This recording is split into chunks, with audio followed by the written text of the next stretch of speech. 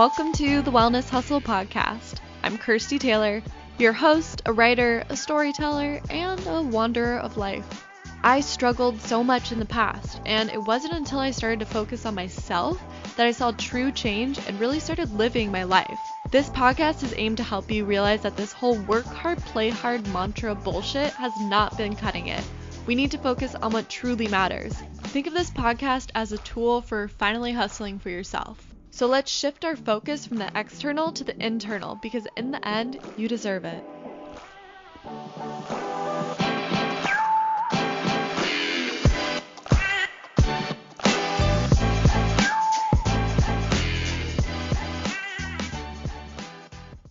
Hey everyone!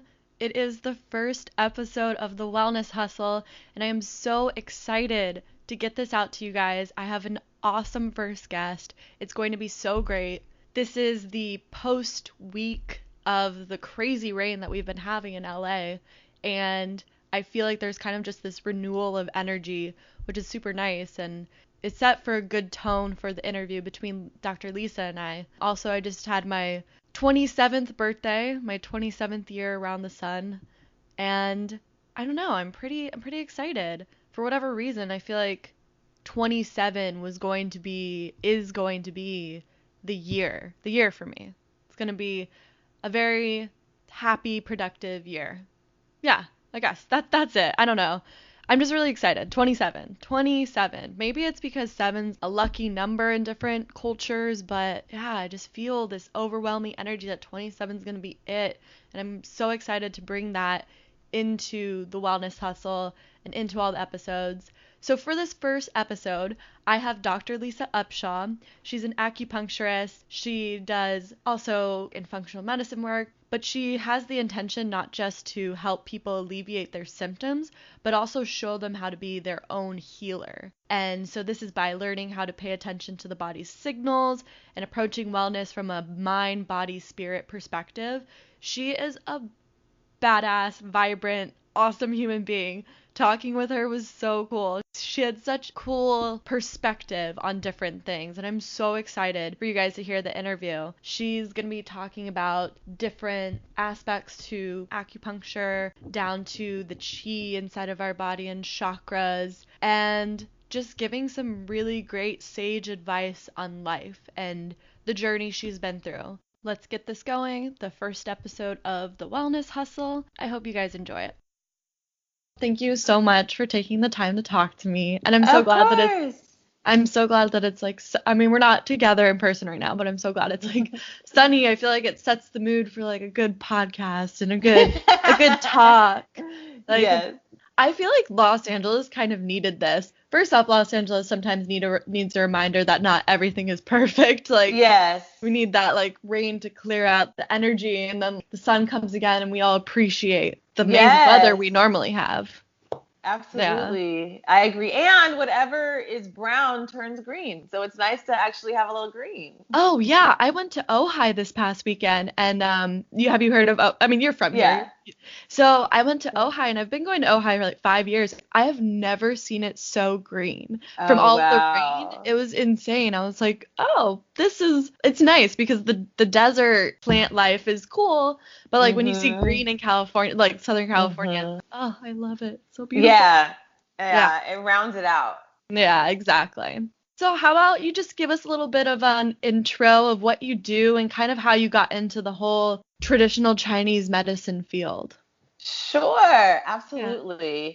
So my name is Dr. Lisa Upshaw. I go by Dr. Lisa, and I like to just tell people up front that the doctor comes from my background as a chiropractor. So I'm not a medical doctor. My background is all in hands-on alternative medicine, quote unquote, type of work, which was the popular term when I was in undergrad going into grad school. Alternative medicine was just really becoming more of a household term, and people weren't really sure what it all entailed. But of course, I felt like it was just for me, and it resonated with me, and it spoke to me. It was a language that made more sense because it was from the definition a little bit more all-encompassing, a little bit more holistic than the path that I was on, which was allopathic medicine. I was a pre-med major. Oh, And okay. yeah, I did actually lots and lots of work in hospitals. When Mhm. I was an undergrad, I spent time at Baylor College of Medicine, and so medical schools and hospitals, and I was at UConn College of Medicine. I was at Weill College of Medicine in New York. I spent some time at King Drew when I was in high school. Oh, wow. So So you have yeah, experience in the Western medicine type of field. lots of Definitely. shadowing. Yeah, Okay. lots of shadowing, Yeah. lots of interning, lots of different departments I worked with, from emergency medicine to Mhm. psychiatry and others. And then I jumped into chiropractic. From chiropractic, I then was introduced to acupuncture, where my school had a program in Chinese medicine. I went for treatment, and it changed my life and rocked my world forever. I felt like a leaf blowing on a tree after my first session, and like birds were singing and bees were humming, and I was like, yes, this is for me. I love that. So, how did you get into chiropractic? Is it you went in for a treatment and got into it, or like was someone like, this is an option for you, and you were like, oh, I'm gonna give this a try? Well, I went to a school that was like a pre-med factory. Uh-huh. So all about 95% of my friends were pre-med going on to med school. And they were very convinced and convicted, and they were passionate about what they were doing. And I Right. found that I was just going along with that, like, oh, my mom said be a lawyer or be a doctor, Oh yeah. kind of thing. Mhm. And I was like, well, I like health and I like people, and, so let's do doctor. But it wasn't like a part of like my soul calling, I felt at that time. So I was on the wait list for med school. Mhm. In that time I was on the wait list, I started thinking about other options, like, okay, what if I don't get in? Do I really want to get in? Oh my God, what if I do get in? It's going to be Right. crazy. Yeah. And then somebody was like, oh, we just had a job fair at our school, and this chiropractic pamphlet, ended up in my bag. Take a look at it, like, as you're looking at options. And I was like, oh, okay. What I liked about it was that it was dealing with the nervous system. It was hands-on. It was looking at healthcare from like a structural approach. And I Mhm. liked that there was a lot more flexibility in my life. I knew I wanted to have a family. And Yeah. I knew I wanted to construct my practice the way that I felt it was going to work best for me. So Right. then began the application process, got in, ended up back in California from Louisiana, and went to Wow. chiropractic school. Yeah. So how did it feel? Like you said that the people you went to school with were all heading in that direction, like applying to med school. How did it feel to kind of go like against the herd and do something to like not totally different, but different? Yeah, it was interesting. I think it fit my personality though, because I think I've always been like a little different than the herd. So it Mhm. wasn't too like surprising. Right. Um, but yeah, it was definitely like my mom, like, are you sure? Are you sure you want to do this? And people ask me like, do you wish you went to med school? Do you? And it's like, no, like, I know You I made knew. the right choice. Yeah, I know Yeah. I made the right choice. And then when I got my first acupuncture session with the traditional Chinese medicine master's program that happened to be at my chiropractic school, Mhm. just when I got there, I was like, oh, this is exactly why I was led here. That's so amazing. That's so awesome. So your family ended up being supportive about it? Yeah, very much That's so. good. As long as Yeah. I felt comfortable, they felt comfortable. Right, exactly. So, what would you say is an overarching theme of why people come to you instead of going to like a Western medical doctor? Or they probably do go to a Western medical doctor, but there must be a reason why they come to you. What would you say is like an overarching theme for that? You know what is interesting? Like the whole alternative medicine idea is now changed. And okay, there are a couple of reasons. I think people come to me because they're already very conscious about needing somebody else's voice Mm-hmm. in their healthcare trajectory. So there are those that want someone to have a different conversation with them that includes nutrition and peace of mind and work-life balance in addition to their whatever's going on in their body. And then I get those that are like, I have been everywhere else. My doctors don't know what to do. I don't have any other options. Help me. Right. And I get a lot of those where I'm like the body, let me tell you, the body does some amazing things. And we don't always follow a textbook, and people get frustrated and doctors get frustrated. Traditional Chinese medicine doesn't diagnose in the way that most people think. Like if you have a cold, we may call that wind heat or wind cold. Or if you have joint pain, we may call that damp heat or muscle B syndrome. So we have syndromes that allow for people to not fit so much into a box and a category. And I think people feel refreshed by that because sometimes, they're not getting answers when they're forced to, be like, just to be confined to a traditional diagnosis. Right.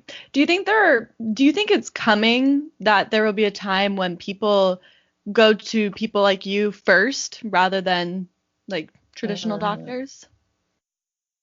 Honestly, some do. Right.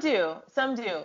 But I think because of the way our system is set up with health insurance and that people pay a lot of money for their health insurance, they want to just take advantage of all the benefits. I think if holistic practitioners were as easily accessible by all insurance plans and were covered as thoroughly, then there could be a bigger change, a faster change. But oftentimes people say, well, I pay so much for this. I want to really just, whoever's on it, I'm going to use them. That's actually a really great point. And hopefully it kind of goes in the direction that more alternative medicine practitioners are covered by insurance. Yeah. My mom's, keep going. Oh, sorry. No, and we are, but it's just not, it's not as widespread, of course, as like a family practitioner or Right. Yeah. But yeah, I'm thankful that we are there in California because in some states, not at all. Yeah, exactly. I was going to say my mom's a naturopathic doctor, and I mean, first off, like there were many, I can't remember the exact regulations and everything, but she's lucky to be in California because the regulations on how she could practice and what she could do were so much tighter in other states. So we're definitely in a better place in California. It's funny, I went to a chiropractor for the first time when I was 16. I've seen an acupuncturist before, but I was having like some hip issues, and I waited a couple days. I went to a chiropractor and was like, I'm having this problem. He's like, well, how long have you been having the problem for? And I'm like, it's been, I think, 2 days. He's like, 2 days? You came to me after 2 days? No one does that. It's like ingrained in my mind. Like, this is chiropractor. I love it. Yeah. Yeah, you are rare. You can tell where you come from, essentially. Yeah. Yeah. I mean, I was born and raised in Florida. It definitely was not a norm, but my mom got really into it in high school and was like, oh, you should just see a chiropractor for like general maintenance. So I just got used to it. Oh, wow. Yeah. That's super cool. Yeah. Let's talk a little bit about like the mind-body connection. So obviously you're talking a lot about the physical, like how do you think the mind can affect our physical body? Wow, that's a really good question. Profoundly, for one, definitely. I think like one of the examples I like to give people to help them remember a time when they felt a strong mind-body connection is thinking of that first day of school or the first time you're on a new job and you're nervous emotionally and mentally and you have like the runs right or like you get like the tummy flops or butterflies in your stomach, however you want to refer to it. But I think people forget that since we can remember as far back as we can remember, we've always been so in touch with our mind-body connection from nerves or from fear, or you get flushed or you get warm. Right. So every day, our mind-body connection is conveying intricate messages that dictate how our vitality will play out. So then a lot of people are stressed, the jobs that they do, the constant like go, go, go of our society. What would you say is a good stress reliever for people? Like what works for you? That's a good question. I've told a lot of people that they need to probably quit their jobs, honestly. Not that Like, they can do first that. step, quit your job.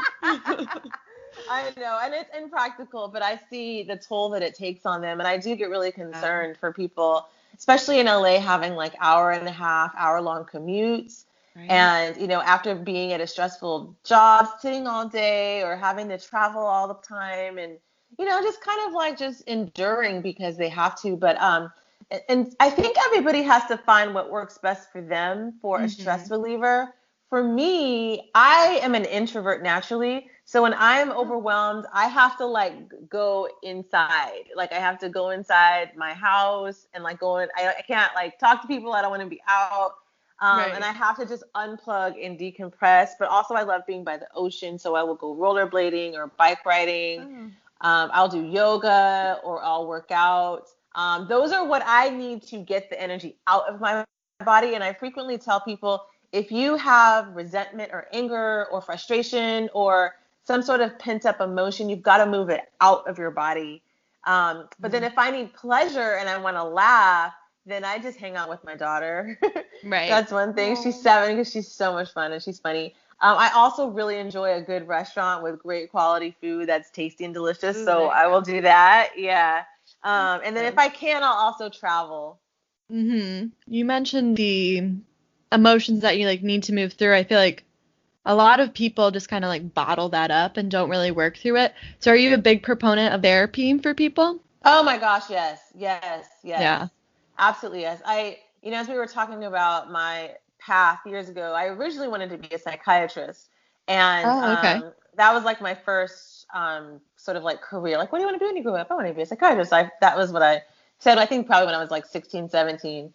Right. Um, and so I've always been a bit advocate. When I was in college, I was a part of lots of mental health awareness fairs, and it's probably why I Hmm. still advocate for it so much now. I ask almost every patient if they have someone, either that they've worked with or if they'd be open to me referring them to someone, a psychologist, psychiatrist, therapist, life coach. Right. I always do. And I do a lot of, as I've mentioned, actually I haven't mentioned right on this podcast, but I do a lot of chakra work. And even with me acknowledging the mind body connection through the chakras, which are an Indian medicine based tool that Hmm. connects the dots between everything going on in your life, I still am like, okay, now that you have this awareness and you're realizing that part of your, stress that you're having because you just had an awful breakup that's making, possibly your tummy weird and have constipation, then you Hmm. also may need to work through that breakup with somebody. If Right. it's been like however long and it was traumatic and it's important to allow that to process so you don't take it with you Right. with Exactly. with the right person. Right. Yeah, a professional and someone from an outside perspective. Like your family and friends are great and everything, but they can be biased or like a little scared to be giving you some good information. So, out of personal curiosity, and because I have experience with acupuncture, like my acupuncturist always talked about chi, I think it was chi Hmm. that flows through our body. So, is that concept related to what chakras are? Oh, that's a very good question. Yeah, well, because really chi is just energy. And in traditional Okay. Chinese medicine, we have lots of different types of chi. Mhm. Um, but like the overarching chi, like the main chi definition, is really just life force or energy, much like in Ayurveda, it's prana, or in chakra work, it can just be thought of as chi affecting your aura. Okay. So, oftentimes people will get a vibe or a sense about something. Mhm. And like, it could be their aura that's like impacted by someone else's energy that then is affecting the chi. So it's Okay. all really wrapped up in the same thing. Ah, very interesting. So, when did you get into chakra work? I got into chakra work around 22, when I was about 21, 22, because I was diagnosed with uterine fibroids. Oh. And when I was diagnosed, I had an awesome OBGYN, And he also was my mom's. My mom had him as well. And he, Mm-hmm. kind of was just like, well, we're just going to watch them. We'll see if they grow. If they're causing your periods to be too uncomfortable, then we'll have to do something about them. Right. Um, and I thought, okay, but what else? Like, what Yeah. else can I do? Can we talk about, other options? Can they go away? Am I just supposed Right. to just deal with these on my own? And essentially, I kind of had to. And so I started to do some research about what fibroids really were, and I came across Dr. Kristan Northrup's book, Women's Body, Women's Wisdom, which is a book I highly recommend for every woman to have at home, Wait, what was the where title? Women's Bodies, Women's Wisdom Okay. To check by that out. Dr. Kristan, and it's Kristan with a C, Northrup. Okay. And she was the first medical doctor that I knew of that even mentioned a chakra.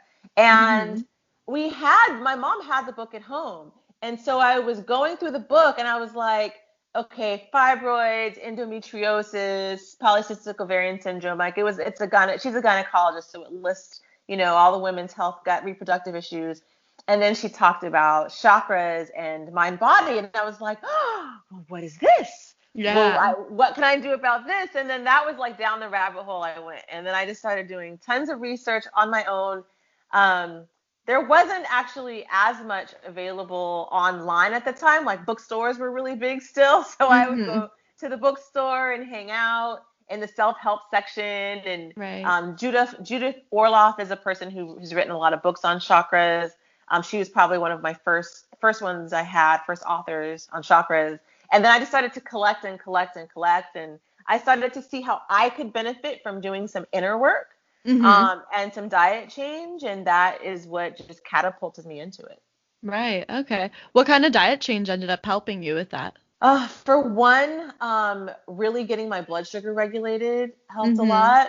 I was actually pretty gassy at that time Mm-hmm. and was kind of a carb addict, especially coming from New Orleans, where I went to college, where, French fries and fried food Oh and yeah.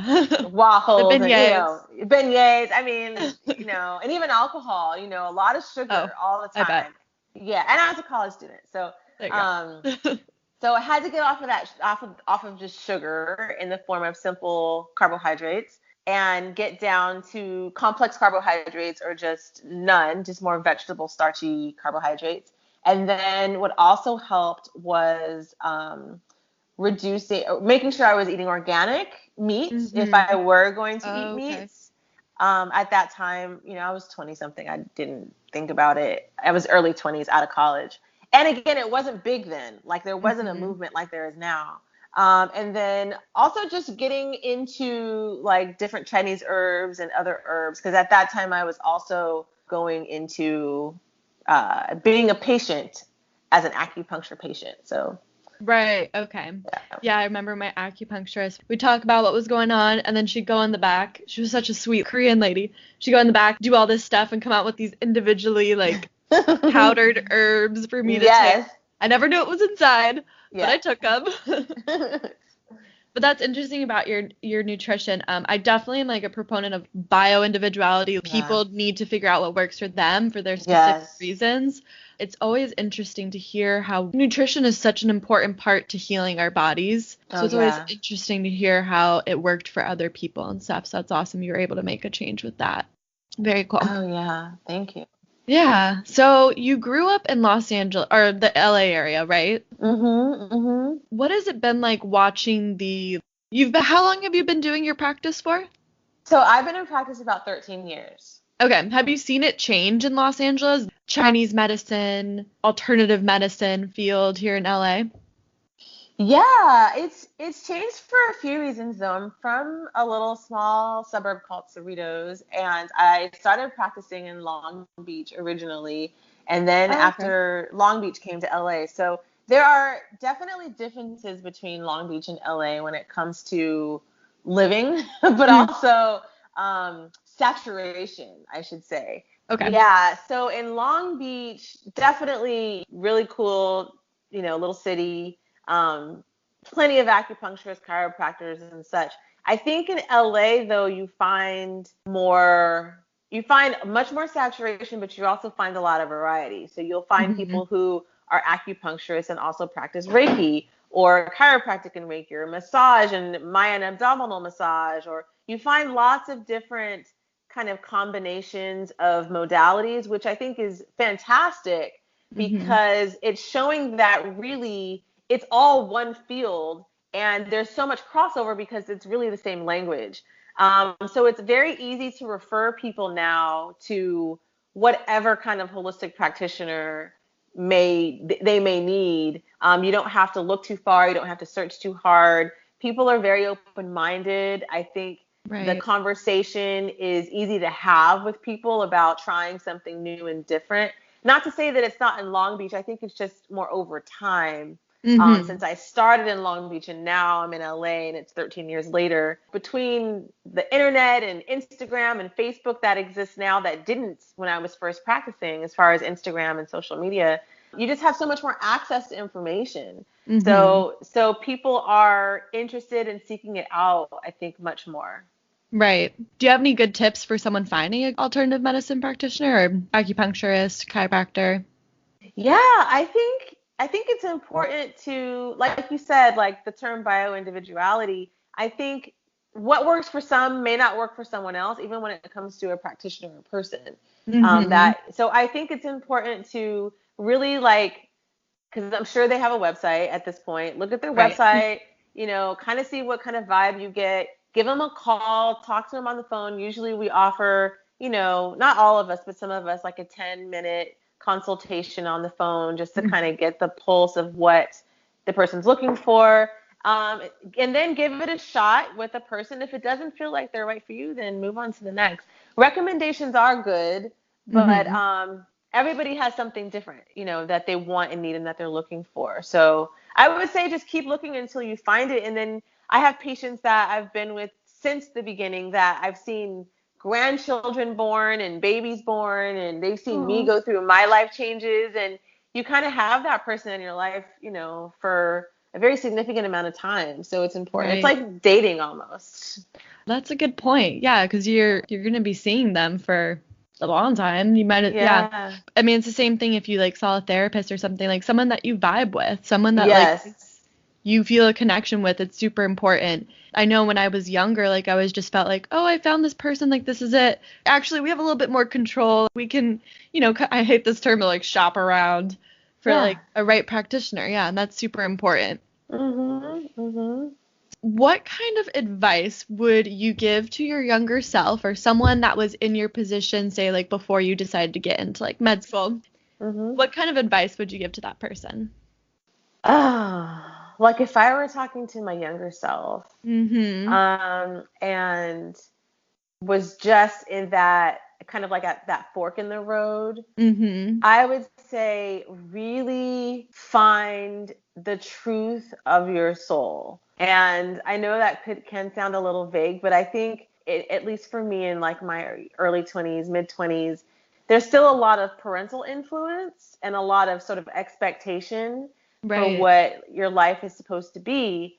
And, whether or not you have a high priority in pleasing your parents and family versus listening to what you feel is going to be fulfilling for you long term. I think one, get clear on that, what's most important for you, and then two, really get used to tuning in and listening to your intuition and what you feel is going to be best, because it really, like you said, I did go against the grain and it did take a leap of faith. I didn't really know much about what I was getting into. I just knew it felt right.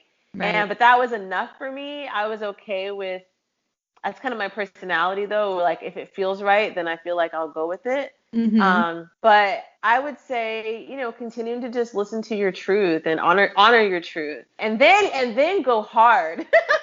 Exactly. And then go all out on it. Yeah, I love yeah, that.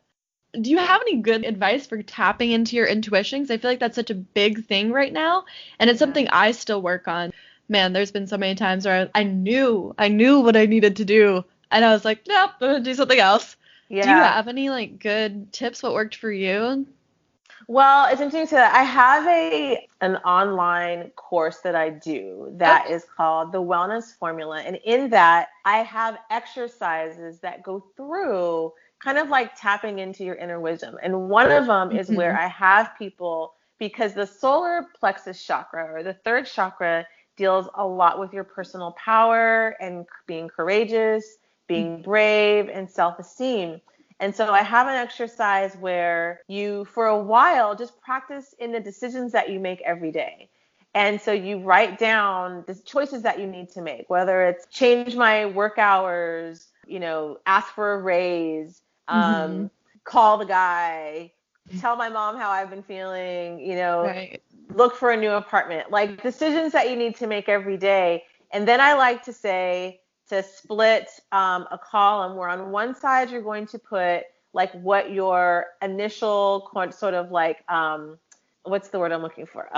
Politically correct answer would be. And then Mm-hmm. on the other column, put like what your soul and your instant reaction is. Oh, I Um, love that. Okay. yeah. And so Wow. you kind of have to practice it. Mm-hmm. Practice it every day with decisions that you think are not totally like life changing, and sometimes they are. And then strengthen the muscle, strengthen the intuitive muscle, because Mm-hmm. that third power center relates to personal power, but it's also gut instincts.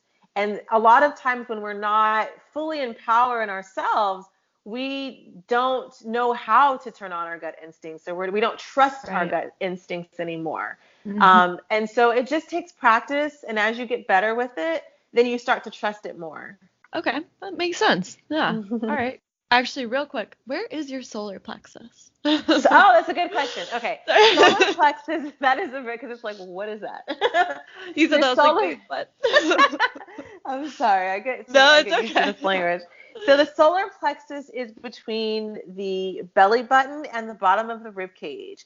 And so it's the chakra or power Oh, center. It's the third. The color is yellow, and it also has a correlation with upper digestion. So like right. uh, it has like the liver and the pancreas that are in that area. So I like to also say it's kind of how we digest life. And how we digest life is often influenced by our gut instincts. Mm-hmm. Okay. Yeah. Interesting. Yeah, I'm actually probably gonna go and practice that, what you said about the list and everything after this, because it's been like kind of the big thing that I've been focusing on lately is really trusting my intuition because Yes. I've ignored it for way too long. What you said is really important. You can't just be like, oh, I'm gonna trust my intuition this one time. You need to regain that connection and exercise, practice, strengthen the muscle. That's what you said. Strengthen the muscle. That's awesome. I love that. Absolutely. So I Thank ask you. everyone, yeah, of course. So I ask everyone this question, pretty simple, sorta. What is it that you hustle for?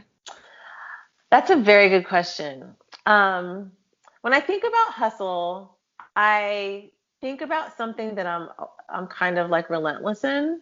Mm-hmm. And so for me, my vitality is what Love I that. am relentless in, and that I Mm-hmm. absolutely protect and cherish and put forth whatever I can for my quality of life.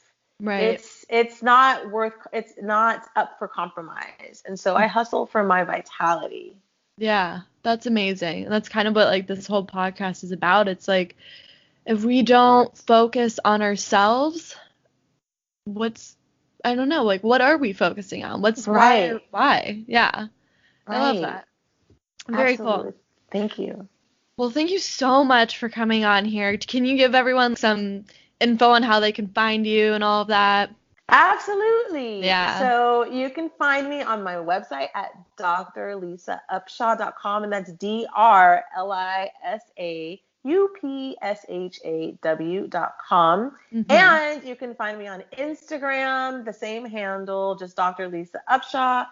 Also on Facebook, Dr. Lisa There you go. Upshaw. And your practice is in Westchester. Westchester. Okay, Yeah, cool. So Westchester, if anyone California. listening is in Los Angeles and wants to go meet Dr. Lisa, she's in Westchester near the airport. Yes, People, absolutely. yeah, people like don't know where Westchester is. I'm like, it's the airport. Yes, it's Yeah. where the airport is. It is. And then also, I have a great program that I will be Oh launching yeah. next month. It's an online program. It is 7 weeks long, and you can get on the waiting list on my website. I really want to say that I super appreciate when alternative medicine doctors have online programs because I feel like Mm, that also just makes it a lot more accessible for people. That's really underestimated. Some people have some negative thoughts around online courses, but it makes it so much more accessible to people. yeah. During the day when you would see a doctor, people are working, this and that, like Mm-hmm. they want to make a change. And I feel like online courses are so helpful. So thank you so Yes. much. That's Thank amazing. you. People Thank can you. go check it out, drlisaupshaw.com. And thank you so much for coming on here. You are a radiating, vibrant person, and I'm so glad that we had this Aww. talk. Thank you so much. Thank you so much. I appreciate your kind words, and I appreciate you allowing me to come and share my voice. Thank you for all that you're doing in the world. Oh, thank you so much. I appreciate that too.